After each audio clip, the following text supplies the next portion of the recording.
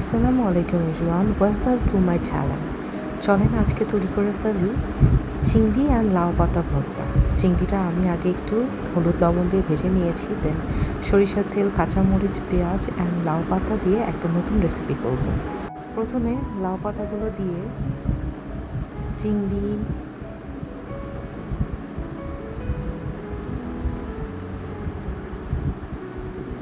চিংড়িগুলো সাজিয়ে দিলাম। এর সাথে দিয়ে দিলাম পেঁয়াজ, মরিচ অ্যান্ড সামান্য একটু লবণ।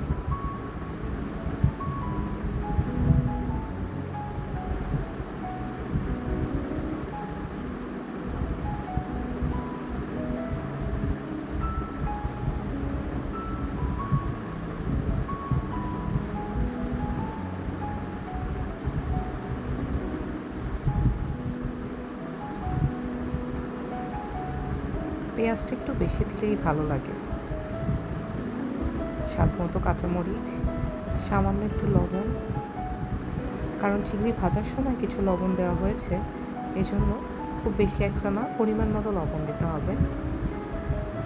তারপরে অবশ্যই সরিষার তেল দিতে হবে, তাহলে খাবারটা অনেক বেশি মজা হবে।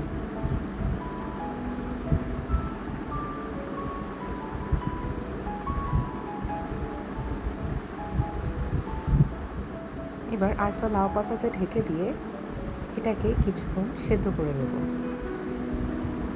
খুব একটা বেশি সময় লাগবে না, 5 থেকে 7 মিনিটের মধ্যেই এটা রেডি হয়ে যাবে। তারপরে এটাকে উল্টে পাল্টে একটু ভেজে নেব।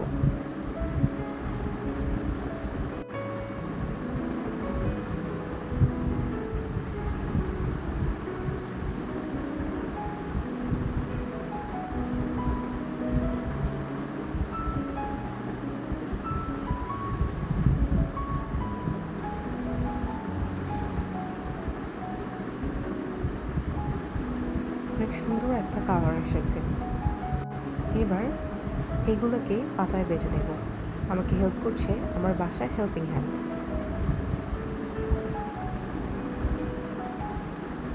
এবার একটু কড়াইয়ে সামান্য সরিষার তেল, একটু কালো জিরা দিয়ে এই ভর্তা করা মিক্সচারটা একটু তেলের উপরে ভেজে নেব।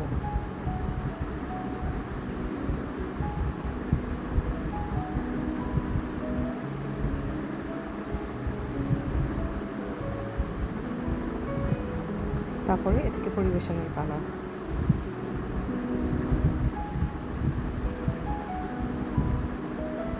পুরা রান্নাটা ছিলই আমার মায়ের রেসিপি।